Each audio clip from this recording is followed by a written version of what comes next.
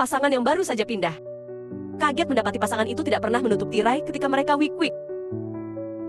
Jadi mereka memutuskan untuk saling berterima kasih setiap hari, hanya untuk sensasi. Tapi melihat gadis itu, dia tiba-tiba mendapati dirinya terobsesi pada pria itu. Dia tidak hanya memiliki otot yang kokoh, bibir yang menawan. Di lain sisi kekuatan fisik pacarnya kurang. Entah cerot lebih awal, atau tidur seperti babi lebih dulu. Sehingga setiap malam dia hanya bisa mengandalkan, mengintip untuk menghilangkan masalahnya. Lambat laun, aku tidak lupa mengintip laki-laki ketika aku berkencan dengan pacarku. Mereka baru saja mengambil teropong mereka. Ketahuan bahwa pria itu diam-diam bertemu dengan orang lain saat istrinya tak ada di rumah. Dan setelah sang istri pulang, dia sungguh-sungguh kehilangan minat. Mungkin karena mereka sama-sama wanita. Pipa merasa bahwa istrinya ini agak menyedihkan. Ide bertanya-tanya apa yang mereka bicarakan. Jadi dia menyarankan agar pacarnya memasang bak. Sang pacar tersenyum dan berkata bahwa sungguh lebih seru mendengar suara. Tapi itu ilegal. Dan kemudian mereka menemukan pesta pakaian kasual yang sedang berlangsung di seberang jalan. Ini saat yang sangat menyenangkan. Xiao Chong akhirnya berhasil berbaur dengan rumah mereka. Tidak menyangka akan memasuki pintu begitu saja. Yang aneh melakukan kontak mata dengan pria itu. Pada saat itu, ia sedikit terharu. Dan lelaki itu tampaknya juga linglung. Hanya sedetik kemudian, ia cepat-cepat menyesuaikan diri dengan keadaannya. Kemudian sang pacar membantu. Barulah Pipa menemukan kesempatan untuk berhasil menanam penyadap. Ketika pesta selesai, mereka pulang dan menyalakan alat. Dan benar saja, mereka mendengar suara. Tak disangka, suami istri itu bertengkar. Sang istri curiga bahwa suaminya telah berselingkuh di pesta. Pasangan muda itu mengira ia berbohong. Lalu lelaki itu memunggunginya. Jika dia ingin putus, katakan saja jangan menjebak istrinya. Karena dia sangat mencintainya. Demi menyelamatkan hubungannya, dia harus meminta maaf dengan suara rendah. Tanpa diduga, ketika dia pergi bekerja di klinik esokan harinya, dia tiba-tiba menemukan bahwa klien baru yang dia terima persis orang itu. Dia memaksakan diri untuk tenang dan membantunya. Untungnya, pihak lain tidak melihat ada yang tidak beres. Dan saat obrolan semakin dalam, Julia merasa sangat terikat dengannya. Menawarkan untuk mengajaknya ke spa di akhir pekan. Pipa berpikir dalam hati bahwa dia pasti wanita yang depresi. Dia ingin seseorang diajak curhat. Karena kasihan, dia menyetujuinya tanpa ragu.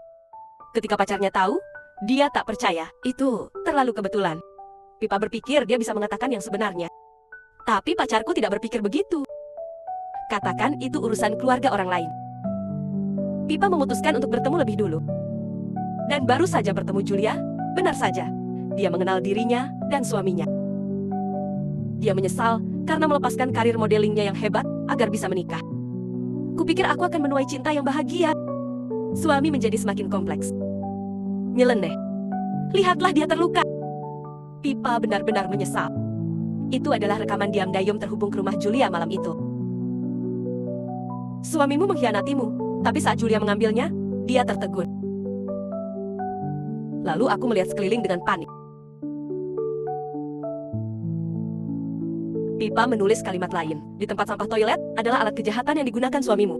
Tapi kali ini aku tidak mengerti. Julia pergi melihat dan tiba-tiba disela oleh suaminya. Dia kembali sadar dan bereaksi dengan cepat.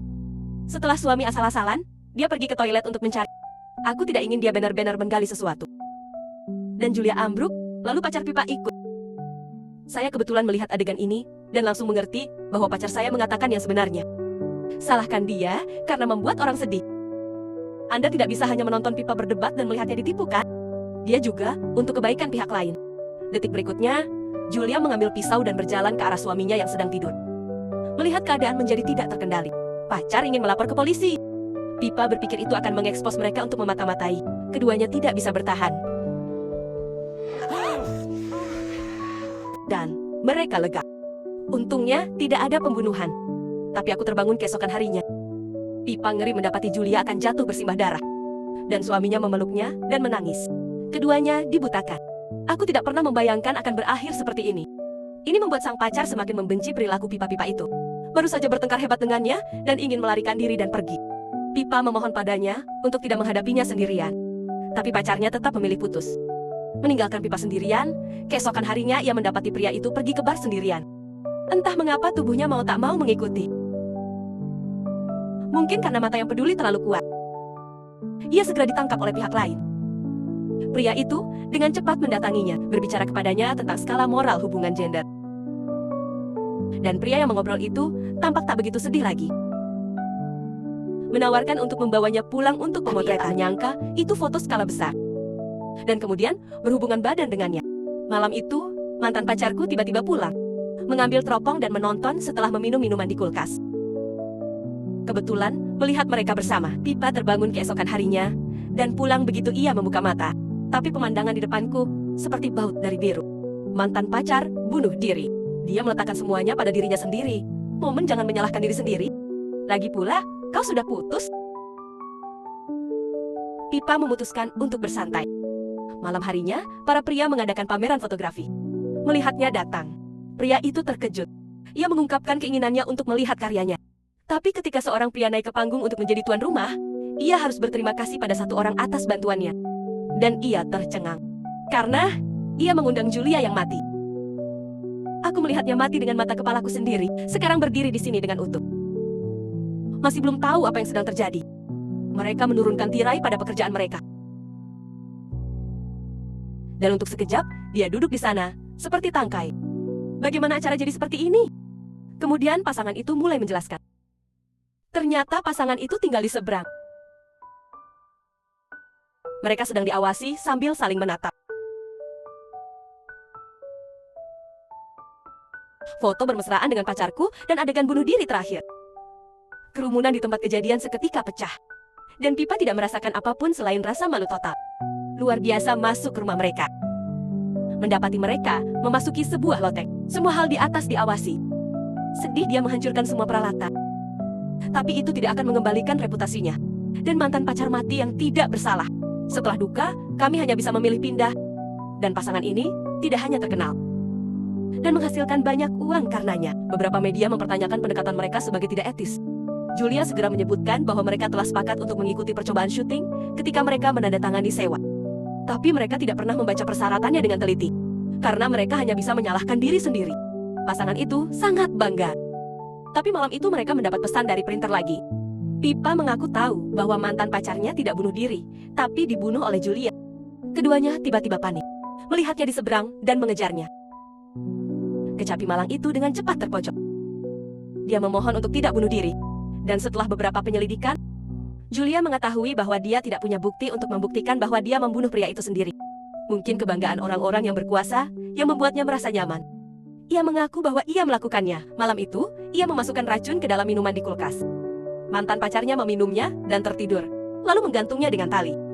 Menyamar sebagai adegan bunuh diri. Pipa yang mengetahui kebenaran itu sangat membahayakan. Sayang sekali, ia tak bisa membuktikannya. Hal ini membuat Julia semakin bangga. Tapi detik berikutnya, ia tiba-tiba merasa tak nyaman. Lalu, pingsan. Pria itu tak tahu apa yang sedang terjadi. Dan Pipa tiba-tiba mengubah wajahnya.